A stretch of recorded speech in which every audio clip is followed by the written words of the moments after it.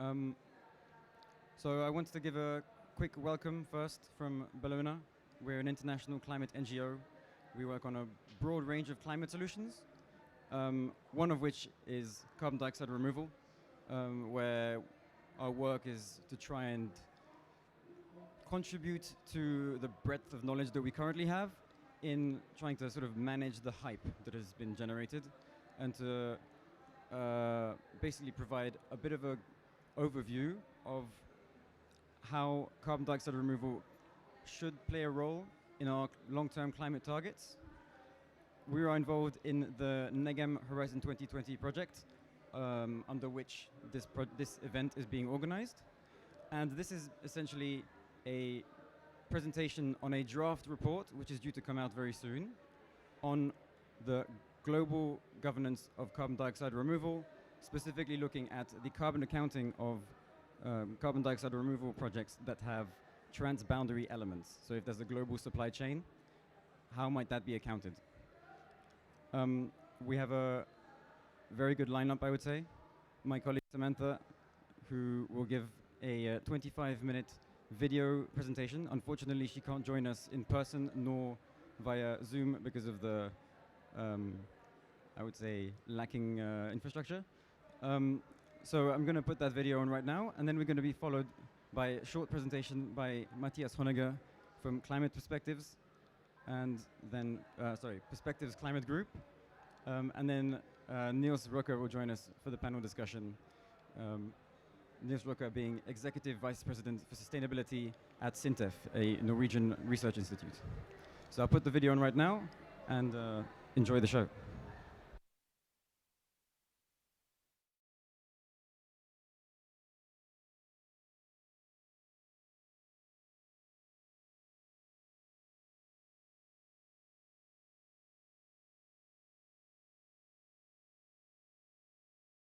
Europa, and I'm here today to talk to you about issues of accounting for CDR, especially when those carbon dioxide removal systems cross national boundaries.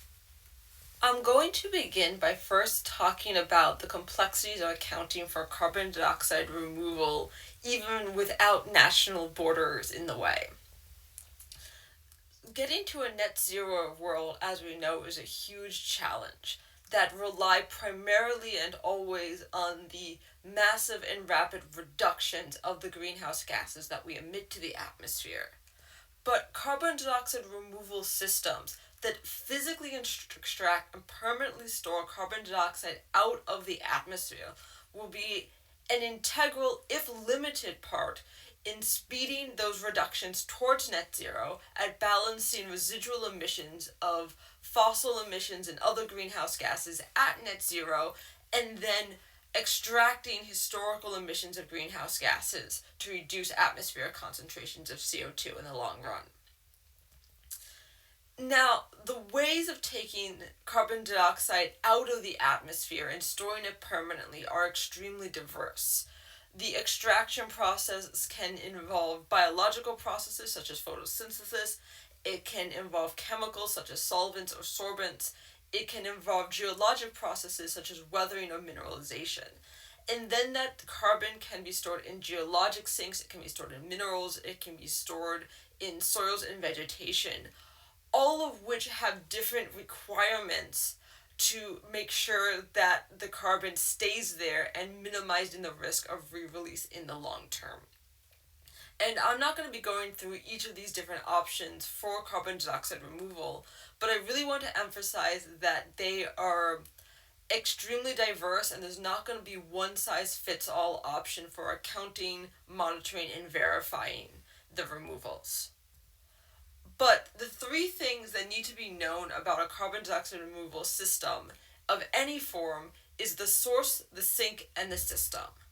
First, it has to be known how is the carbon dioxide extracted from the atmosphere. This is often the most resource intensive part, so energy demand and other resources required are important to account for, as well as the speed of extraction, which can happen in very quickly, such as with chemical removals, or more slowly, such as via biomass, or really slowly, such as with mineral weathering. And then once the carbon is removed from the atmosphere, we have to know where and how it's permanently stored. We have to know the capacity of this sink. We have to know the maintenance requirements to make sure it stays out. We need to know what the risk of reversal is and how to minimize the potential re-release of the stored greenhouse gases. And we have to be able to monitor it. And this changes if it's a concentrated source, such as a forest, or a geologic sink, or if it's more dispersed, such as in soils or in oceans. Finally, we have to know the system. We have to know everything else that happens and how much greenhouse gases are emitted in the process and supply chains of extracting and storing that carbon dioxide. So we have to be able to account for the movement and emissions of energy, of materials and chemicals, of the transport itself, of infrastructure, of losses, and of the delay between extraction, storage, and emissions, because these will all have an effect on how well we can account for carbon dioxide removal. And I mentioned this last point briefly, and I'm not going to go into huge detail here, but it's very important to take into account that carbon dioxide removals and their associated emissions vary widely in when that they happen, and that you're going to see different profiles for when the emissions versus the removals happen, for not just for different CDR systems, but even for different implementations of CDR. And we have to make sure that we have the removals when we need it, but that we're also making sure that we're not counting the removal as happening early. It has to be based on when the CO2 has been physically removed and permanently stored. So, the basics of accounting for carbon dioxide removal is actually pretty simple. We take the amount of atmospheric CO2 that we have extracted and permanently stored, and then we extract all associated greenhouse gas emissions in the removal and storage process, in the monitoring process, in the upstream supply chains, and that gives us our net removal amount. And when I say all associated emissions, I mean all of them, wherever they occur in the whole world. And the reason why that's important is because that only the net carbon dioxide removal measures the decrease in atmospheric greenhouse gases, which is, of course, the point of CDR. And one of the things that's also really important to make sure that we are only measuring these physical flows of removals and emissions is that we have to make sure that we're only counting physical flows of greenhouse gases, the extraction, the storage, the emissions. Things like avoidance and reduction should always be counted for separately. So, assuming that if I was omniscient, and I'm not, it's above my pay grade, this is actually the easy part. We would be able to account for physical flows of carbon and other greenhouse gases and determine, is a specific system of carbon dioxide removal net negative? And we could also say, is the world net negative, by counting up all the flows of emissions and removals that happen in a given time period. But I'm not omniscient, and neither are you, I think. If anyone is, please raise their hand. And we're going to need, there's still some existing gaps of how we can account for carbon dioxide removal. In fact, there's a lot of them.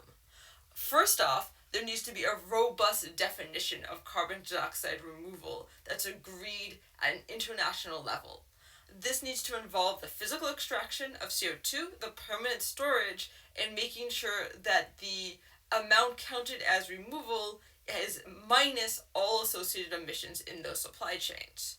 We also need clear metrics that disaggregate the amount of carbon dioxide extracted and stored and the greenhouse gases emitted, so we actually know what is the efficiency and intensity of our removal process. We need to make sure that we keep avoidance and reduction separate and away from the physical accounting of CDR emission streams. And we have to make sure that we explicitly account for the issue of time, and that we don't just lump everything that happens in the next 100 years together or longer. And finally, we still need good science-based monitoring and verification frameworks. There's a lot of work being done at the moment to make these frameworks and also to decrease existing uncertainties in CDR systems, but this is still very much ongoing work. And we also need tools to physically track flows of carbon, as that will allow us both to more effectively model the flows that we then use in our monitoring and verification, and also physically tracking the flows is going to be the best way to monitor them directly. And we also need these methodologies to be tailored to the specifics of each implementation of a CDR system, because not only are there many different ways of removing and storing carbon dioxide from the atmosphere, each of these is going to be very specific to the exact configuration of biomass used, of energy source, of transport, of storage site. So they have to be very specific, and we have to avoid overgeneralizing in our accounting system. So that's carbon dioxide without borders, and now I'm briefly going to talk about borders without carbon dioxide, or some of the fundamentals of international greenhouse gas accounting. And then after that, we'll see what issues you get when you try to put these two things together. So, there are many different ways to account for emissions attributed to a nation. For example, and perhaps the most common, is the total amount of greenhouse gas that's emitted within the borders of a country in a given year. You can also count the amount that's emitted per person per year. You can also track emissions embodied in trade and do an estimate of how much is being emitted based on what people in that country are consuming. And you can also, instead of tracking annual emissions, track historical emissions over a longer time period, and so on.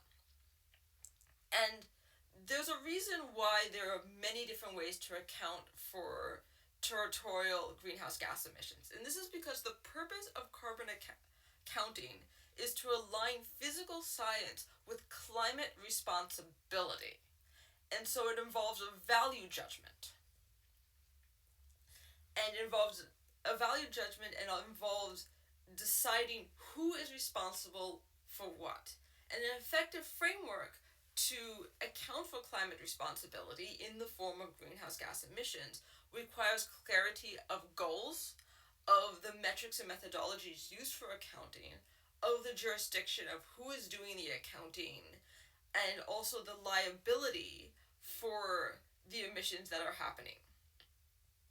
So, to give an example of using the accounting framework that's used by the UNFCCC for territorial emissions, this is a system that has goals. For example, the Paris Agreement target of keeping global warming well below 2 degrees Celsius. There are metrics and methodologies that are production-based estimations that are developed by the IPCC and includes things such as those particularly relevant for carbon dioxide removal, such as accounting for CO2 extraction by biomass, accounting for fossil greenhouse gas emissions and non-CO2 biogenic emissions, accounting for geologic storage of carbon dioxide, and accounting for leakage that might happen from geologic storage. And of course, a lot of other things as well. And it involves jurisdiction. It involves jurisdiction on a territorial alignment, so a nation has the jurisdiction for accounting for and monitoring and verifying emissions that happen within their border. And this is the same as the liability. It's relevant with the nation borders. And this is a very logical alignment of territory for jurisdiction and liability, because nations generally have the ability to influence most what happens within their own borders. However, this does mean you end up with some exclusions. You end up with greenhouse gases that are emitted during international transport are counted, but no one's currently liable for them.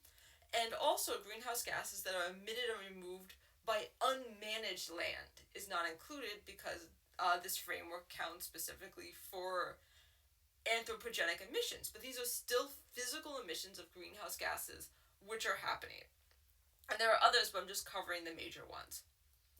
So, we have carbon dioxide removal accounting, which needs to focus on this system of emissions and removals that happen anywhere in the world, and we have a territorial system of accounting that focuses on what happens in a nation's borders. What happens when we try to combine them, especially for a system that crosses national borders. So, for this next section, I'm just going to give a simplified example of a bioenergy or biomass and carbon capture and storage chain. I just want to give a very brief disclaimer that this is a very stylized example in that efficiencies and carbon flows in a bio-CCS system, an implementation, and can vary widely, and these numbers are not intended to be representative or indicative of a specific system, and I'm not in this presentation going to be treating the issue of timing. So, if we're just using life cycle system accounting, just looking, we only care about what happens in the CDR system, the accounting is actually fairly straightforward. We account the amount of CO2 that was extracted from the atmosphere by the biomass. We count the amount of greenhouse gases, both fossil and biogenic, that are emitted to the atmosphere. And then our net CO2 is extracting one from the other. We don't actually have to count how much CO2 has been geologically stored, because in a system that involves geologic storage, the amount is going to be the amount that was extracted minus the amount that's emitted. So, we get our net number, and that's fairly simple. What happens if we add some borders to this supply chain? And we have nation A, who produces the biomass, nation B, who uses the biomass and then captures the carbon dioxide, nation C, where the storage site is, and nation D, within whose borders some storage from leakage happens, say, 50 years after the injection time. So, under the territorial accounting of the IPCC frameworks, nation A would count the amount of CO2 that's been removed from the atmosphere via the biomass stocks. When that biomass is harvested, they would then count the CO2 embodied in that biomass as an emission. They would also count all greenhouse gas emissions emitted from land use, cultivation, harvesting, transport, and other processes that happen within their borders associated to the cultivation, harvest, and transport of that biomass. Nation B, who is capturing the CO2, would actually also count as a removal the amount of biogenic CO2 captured. They wouldn't count the amount of CO2 that was produced by the biomass, since that was already accounted for by nation A, so they sort of only count as a negative the amount that was captured. But they do count as emitted any CO2 that's lost after the capture process, because once it's captured, you treat it the same, fossil or biogenic. And you're also going to count your greenhouse gas emissions from energy provision, from domestic transport of the biomass and CO2, and other fossil greenhouse gas emissions from direct activities. Nation C is the one providing CO2 storage. They're the ones physically injecting it under the ground, but the removal has already been counted, well, technically first by A and then again by B, because A also counted it as an emission. So they don't actually count anything about the CO2 they put in the ground. They just count the CO2 that's been lost during transport and injection that happened in their borders. They count the fossil greenhouse gas emissions from energy, transport, and other direct emissions. And they actually count all the CO2 that's been leaked from the storage site, even if that leakage happens in nation D. So nation D, even though that's physically where the CO2 is coming up, doesn't count for anything because the liability rests with nation C. And if that leakage, however, was not from storage but from a pipeline that goes through nation D's territory, then they would count it as happening in their territory. But once it's injected, it's nation C's responsibility. And then there are other nations that are not on this list, but as we have a very globalized economy, there are going to be greenhouse gas emissions from relevant supply chains that are not included in the accounting of countries A, B, C, or D. And there's also going to be emissions which aren't assigned to anyone, and these are ones that happen from greenhouse gas emissions and carbon dioxide leakage during international transport. So we're going to put some numbers on all of these, just again as an example, and we still end up with our negative 70 total net carbon dioxide equivalent, but the numbers are much more complicated, at least in the end, than they were for life cycle accounting, because while the life cycle accounting is only counting the total emissions, this one has to decide which emissions and removals is in whose jurisdiction. But the big question in the room is, whose removal is it? Who gets to count the negative 70 CO2 removed from the atmosphere and say, I did this? Well, unfortunately, I can't answer that question for you. It's above my pay grade. But what isn't above my pay grade is pointing out that there's an inherent dichotomy between the territorial accounting framework that's used for national and international emissions reporting and the life cycle system accounting needed for CDR. Because the life cycle system accounting for CDR requires that we count the emissions and removals wherever they happen and attributed them to that CDR system. And territorial accounting requires that we attribute to a nation the emissions that and removals that happen within their boundaries. So, how are we going to fix this? And there isn't necessarily going to be any very quick solutions, but there are some things we can do first to sort of get our grounding and make sure we have a good foundation for developing an accounting framework that divides the climate responsibility of removals effectively and efficiently. First, there needs to be an international agreement on a robust definition of carbon dioxide removal that involves physical extraction, permanent storage, and being net of all associated emissions. So making sure that it counts the source, the sink, and the system. We need methodologies to monitor and verify the source, sink, and system of heterogeneous carbon dioxide removal options. Like I said, these are under development, but they're not there yet. We also need science-based frameworks to account for non-biologic removals and of carbon dioxide and non-geologic permanent storage.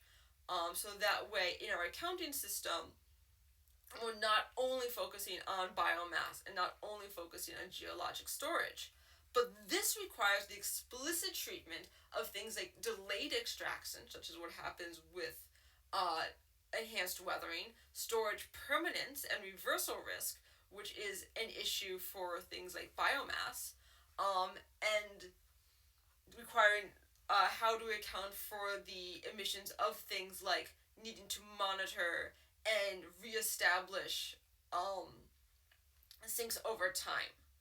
So, and some low-hanging fruit recommendations for this is that you should only count removals after they physically occur. You shouldn't be accounting for anticipated removals. Reversals require liability, so make sure that somebody's in charge of fixing them and reversing the reversal so that the CO2 storage continues in the long run. And that because of their inherent differences in both the mechanism of storage and how they'll have to be managed, and also their scale, geological and biological sinks should always be treated separately. Beyond this, we still need liability for international transport emissions, and this will eventually include carbon dioxide streams that originate from mixed jurisdictions. And finally, even once we have a way to account for these things, we're going to make sure that we have explicit targets for carbon dioxide removal that sit on top of ambitious emission reduction targets. Carbon dioxide removal cannot be allowed to cannibalize from the aggressive decarbonization that we need to see. And after we sort of lay that groundwork, there's still a bunch of harder gaps that is going to take more work to answer out. Such as we need a framework for attributing ownership of whole chain CDR emissions and removals that accounts for all associated emissions, including those from upstream supply chains. And whether this is something that's agreed internationally or agreed in terms of contracts between the varying players, this is going to be complicated because, again, it's a system accounting, whereas the IPCC and UNFCCC frameworks use territorial emissions, and therefore it should always be accounted for separately from those territorial emissions. Just make sure it's a different Excel table, so these things don't end up confusing what are the actual flows of emissions that do happen in nation or territory. That's a very useful and valid way of counting for emissions. It's just not sufficient for carbon dioxide removal. We're also going to need guardrail regulations, not just accounting, but we also need regulations to ensure that biomass, energy, land, and other of the many resources that are used for CDR are used sustainably. And one of the things that could be part of this is having minimal acceptable CDR efficiency, so we're not spending huge amount of resources for very low rates of net removal.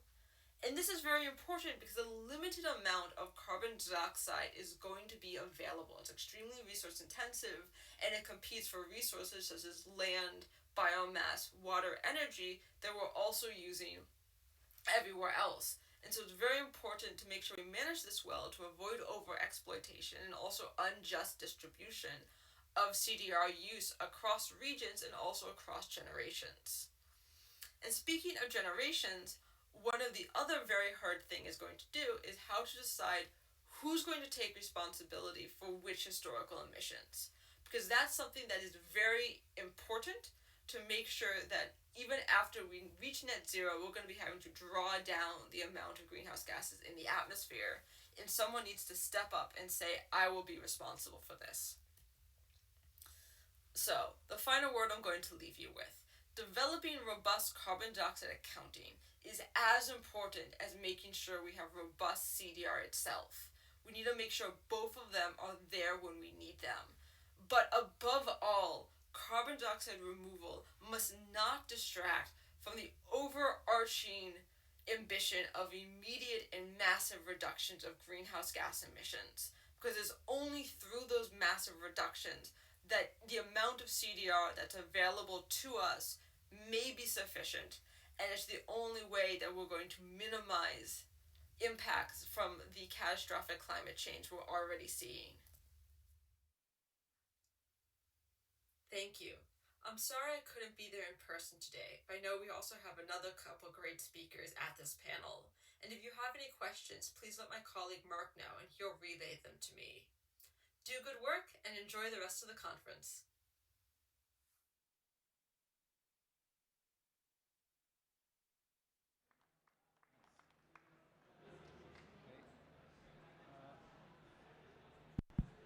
Great, thank you very much. I hope you enjoyed that. Before we move on to the next presentation, I just wanted to check if there were any questions from what you've just seen that perhaps I'm able to answer. I won't be able to answer them as well as Samantha, but I might be able to, provide a bit of an answer. If you have any comments, any questions, then don't hesitate to reach out to us afterwards. I'll move on to the next speaker. So, Matthias, please. Thank you very much.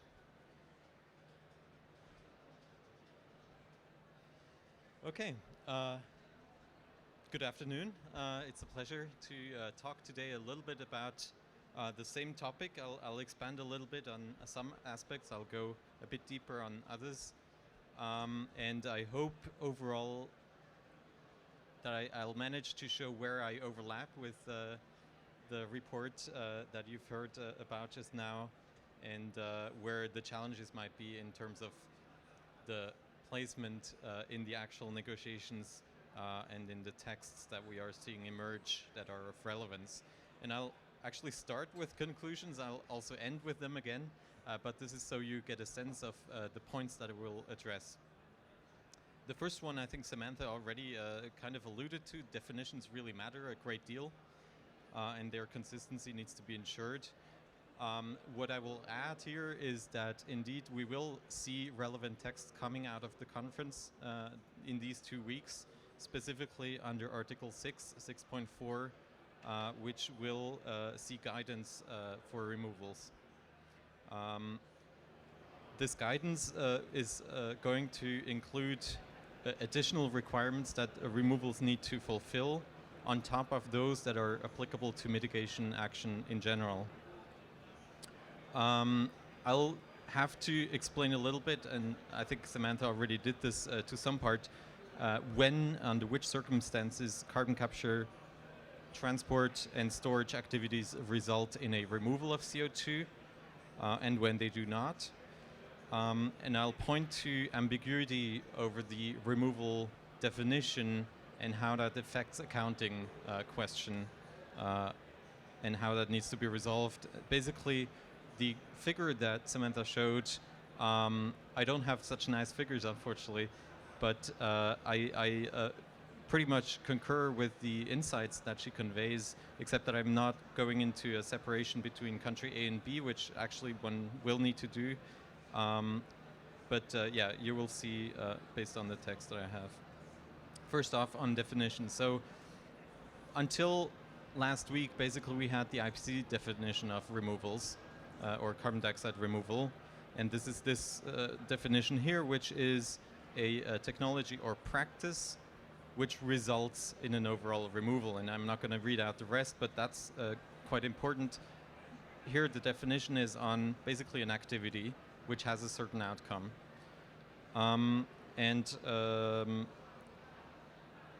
Yeah, and also anticipates that some involve transport of CO2. Now the working group of the supervisory body of Article 6.4 met last week, and they adopted or they developed a recommendation for guidance. They have been mandated to do so in Glasgow. And that text includes this definition of removals for the purpose of delineating what activities actually have to comply with the additional requirements that they set out. And what is interesting here in particular is that this definition has processes or outcome of processes. Everything else is quite similar with regard to the accounting question. One aspect that's further noticeable is this point about ocean reservoirs, which is not mentioned in the IPCC definitions as far as I'm aware right now. Yes, okay. Although that does not mean that the IPCC definition excludes that type of activity, right? So, but clearly my understanding is several environmental civil society organizations fear that this is actually opening the doors to activities that may not be sufficiently controllable or may actually result in harm. So this is quite a contentious point here. So further, yeah, just to reiterate, this text is preliminary, so everything that I'm showing is subject to ongoing negotiations. And actually the contact group for Article 6.4 of the SBI met this morning, and several countries raised issues, several groups raised issues, and it's an ongoing discussion whether the CMA, so the higher level body, essentially should be should ask the supervisory body of Article 6.4 to revisit that text. So there's a possibility that basically there's going to be an iterative process on this. So yeah, because the COP has mandated this, they will then in the end be adopting those this guidance. And the guidance especially contains additional requirements, like I said, on monitoring, reporting and verification, in particular on reversals, so lack of permanence and reversals, and also on negative environmental and social impacts. I'm not going to go into too much detail on that. I'll just show very briefly the points regarding reversals, so you get a sense of qualitatively how this might look like.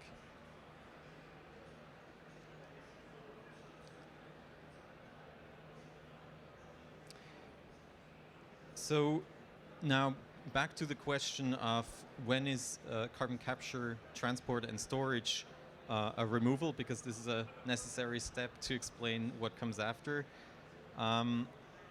Basically, I hope this captures sufficiently what we've heard previously, and I agree with that characterization. That's just a simplified form when the overall balance is negative, so the balance between emissions into the atmosphere and storage away from the atmosphere, that balance needs to be negative with a full life cycle perspective. Again, agreeing with Samantha there. And this is a necessary condition. So that carbon needs to come from either the atmosphere through direct air carbon capture or from biogenic origin. And that in and of itself, especially for biogenic origin, carbon is not sufficient as a condition. Again, going back to the overall life cycle point, if land use change induced through that activity actually increases emissions. So that needs to be taken in a holistic picture. So basically the summary of this is some carbon capture, transport and storage is a removal activity.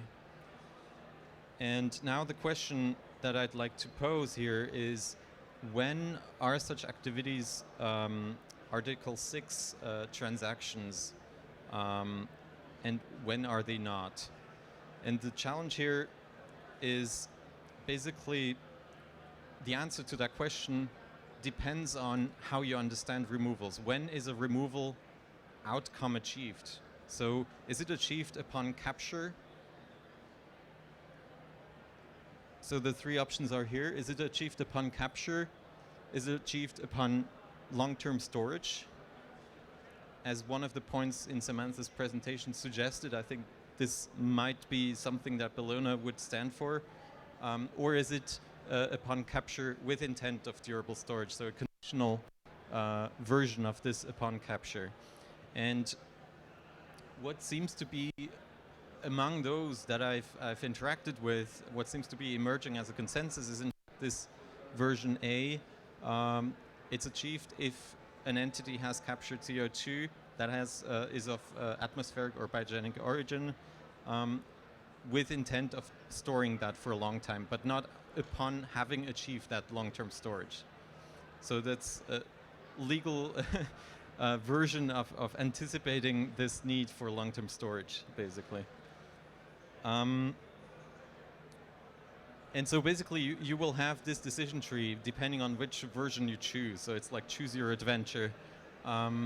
If we go with version A, basically the outcome is already under the ownership of the capturing party. So now if we look at countries that are undertaking these activities, one is capturing, one is storing for the first party.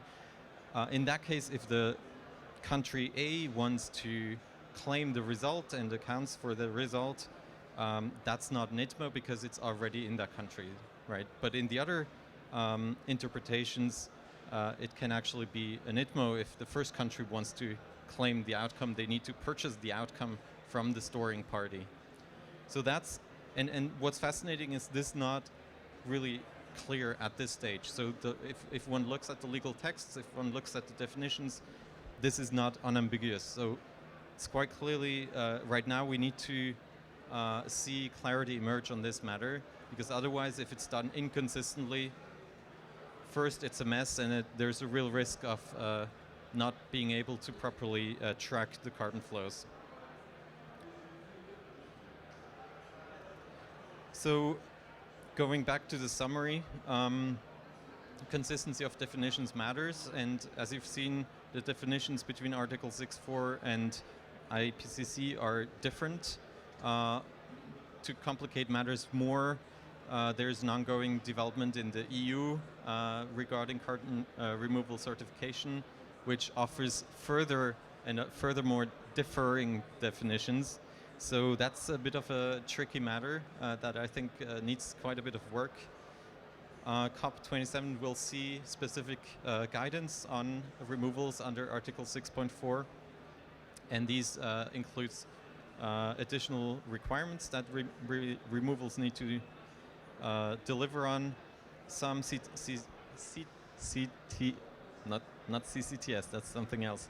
CCTS results in removal, and there's ambiguity as to where the removals occur depending on the definition, and accordingly how it is accounted for. So that's that.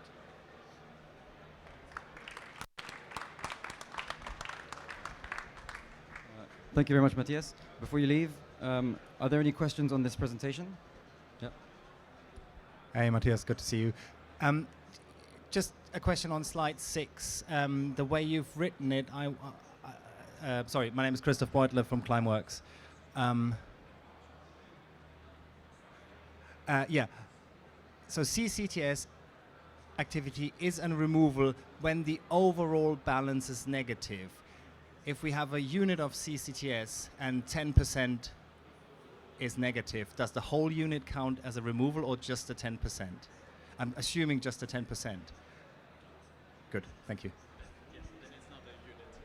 Yeah. So let's say an activity has both results, has an emissions reduction and a removal result, then you have separate parts under that, yeah. Thank you very much. So I'm just gonna bring in. Oh, sorry, question. Sorry. Wait, obviously this one.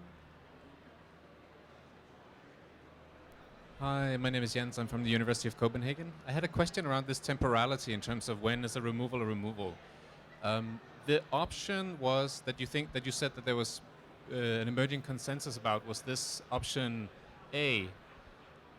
A practical example of that, could that be a company that captures CO2 and then produces plastic of it and then promises that that plastic will be collected again and then at some point burned and sent to the underground? Would that then be a practical example, or? So I avoided the complexity of carbon capture and utilization. Within the definitions that I've sort of based this argument on, the intent for durable storage, well, it comes down to durable. What is durable? So basically, if you have a product that is fitting the definition of durable that we underlie all this, and we haven't actually clarified what is durable. There's different time horizons that are being discussed, obviously, as you know, and different conditions attached to that. So I think it comes down to that, and I wouldn't answer this right now. So basically, I'm just interpreting my observations.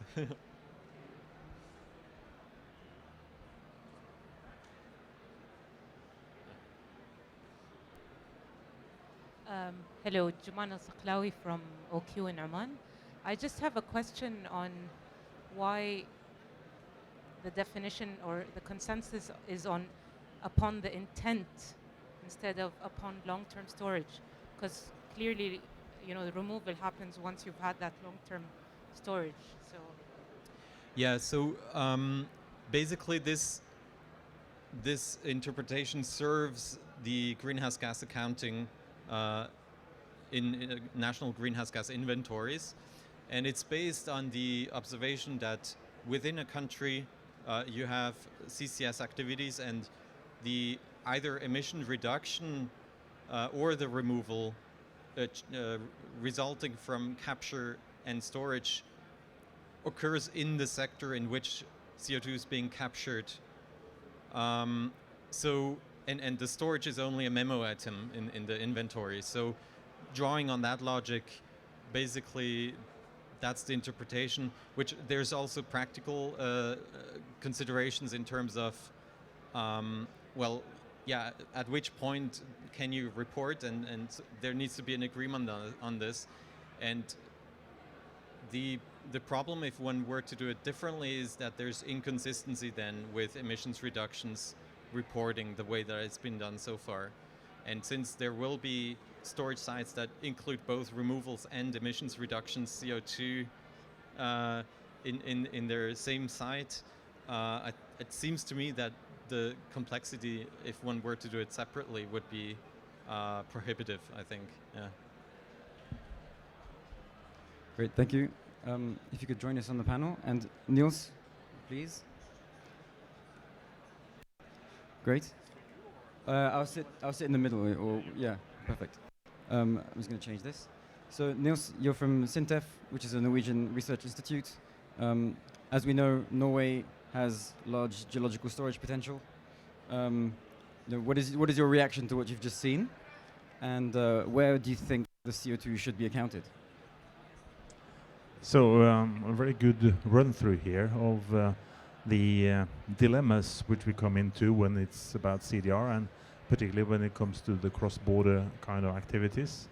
In SINTEF, we're working both on these development of these technologies, but also we are very eager to see how is this regulation developing. And based on what I've seen here today from Matthias, I think it's clear that those who capture and then deliver to someone who is going to transport and store, in my view, I understand why they are kind of landing on the option A. And there are projects now ongoing in Norway with the CO2, which will be taken from Netherlands, and then transported and stored in North Sea. And it would be kind of strange if that reduction, that is not removals, but it's reduction, how that could not be accounted for by Netherlands and not Norway, in my view. I mean, the removal is happening in the Netherlands. There is a transaction of money for the transport and storage, and the liability relies with those who store it. So that's, to me, it would be the same for a biogenic kind of activity as well.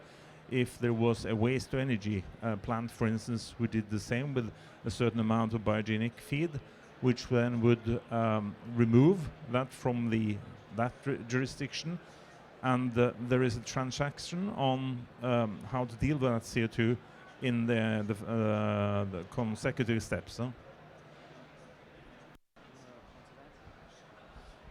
Yeah, so indeed the point about liability, I think, is where it gets tricky. So the practice within a country, as I've alluded to briefly, is that if, let's say, CO2 is being captured in the waste sector, basically the greenhouse gas inventories run according to a sector logic. If it's captured in the waste sector, the result occurs already in the waste sector, and at the same time you have a memo item which does not change the numbers, but it is a memo item that is reporting on the storage in the energy sector. So every storage is reported upon in the energy sector of a country as per the IPCC guidelines on that. And so the challenge we have now with internationally transported CO2 for storage is if we break that logic, there is going to be an inconsistency with the way that it's done at the domestic level. But I agree, let's say, is this better? Yeah, this might be more stable. Yeah. The liability of the storage, well, so basically what the IPCC guidelines also say is that when there's a leakage from storage, that leakage is again reported as an emission basically in the energy sector. So the challenge, I think, in practical terms that we have before us is how to consider and acknowledge and legally and economically deal with the fact that the storing country adopts a liability by storing CO2 from another country. And as a host country, I would imagine Norway would need to enter into an agreement with the company that is actually affecting that storage in order to perhaps also through insurance or some other agreement to account for that and actually make sure that the storing entity has all the incentives it needs and all the liability taken care of in order to deal with that. And of course, then looking at this transaction as a basically a market a service agreement in a sense, that service agreement also needs to consider for that fact and compensate essentially for the liability that is being adopted. So I just wanted to get back to a point that you made in the presentation, the intent to permanently store. What would that entail? How easy is the barrier to be met for a project to count as intended to be stored later on? There's no clear answer to this, but I like just thinking freely. It could take the form that there needs to be a contract for storage in place, a service contract basically that details the quantities or the reporting ex post how much has been actually transferred and stored. So that could be a version. I know that, and this is sort of an open secret, Switzerland is looking to engage with prospective storing countries to engage in bilateral state agreements to clarify some of those questions, so that in a framework that the private sector actors who are engaged in those activities have a clear sort of backdrop regulatory context in which to do that. Just a comment to the latter. I think that we also need to think about new accounting methods of how do we trace the CO2 along the whole value chain. And we're doing some work there on blockchain technologies, and use that also to follow the CO2 molecules, and then could have a more bomb-proof system in terms of what we see in here today about who is taking account of what, and false claims, which is really what we're trying to avoid here. So we're very close to the end. I would like to make sure that there aren't any burning questions in the audience. Yeah. You might have to turn it on again. Oh, yeah. No, it's on. Yeah, sorry, I have to go back to the intent again. Just super nerdy question. Is my interpretation correct that the intent needs to be there because legally speaking, if we cross that out, you would only receive the credit upon completion of the durability of the storage? Or why is the intent there? Because, as you said, it hinges all on the definition of what is intent. Well, if the re-emission upon not storing, if you capture CO2 and you use it in a greenhouse to grow plants, that is a re-emission, right? So if that re-emission is accounted for, then there's no problem necessarily. I think with intent of durable storage is perhaps a little bit of a practical matter to also clearly differentiate in the discourse between capture ex ante intended for producing power to X synthetic fuels, which are by their nature going to be re-emitted. So it's just perhaps an additional clarification element, which is not per se necessary. Yeah. Great. So, one final question to wrap up this event. Given the open questions that we've discussed today, what do you think are the next logical steps that we need to be taking? Clearly, it seems to me that carbon dioxide removal is not ready to be put in a carbon market, and we should wait for still some time until that is the case. So, where do you think we need to be? What do you think we need to be doing in the run-up between now and 2030 to get some of these projects up and running? Well, now is the time where high-quality pilot activities can be done, and they can be done under 6.2 through bilateral agreements, and this is in fact developing quite rapidly. And in doing high-quality examples that can be scrutinized, that can be looked at by civil society organizations, that can point out where there are issues, you can set precedents ideally good precedents that others will follow. So my interpretation regarding the accounting, basically, it doesn't really matter all that much as long as in the end everyone does it consistently, right? So having examples early on, now bilateral Article 6.2 transactions for removals, I think they can lay the groundworks for this to emerge robustly. Yeah. So I think it's really important, as we saw here today, about the principles of accounting for carbon dioxide removals, and that we adhere to those. And I must say I've been a bit worried about what's happening in the EU because of very strong lobbying for processes which are clearly not carbon removal processes or outcomes, and which is kind of sailing on the false flag in my view, and that is not going to be productive and not going to be useful in the longer term.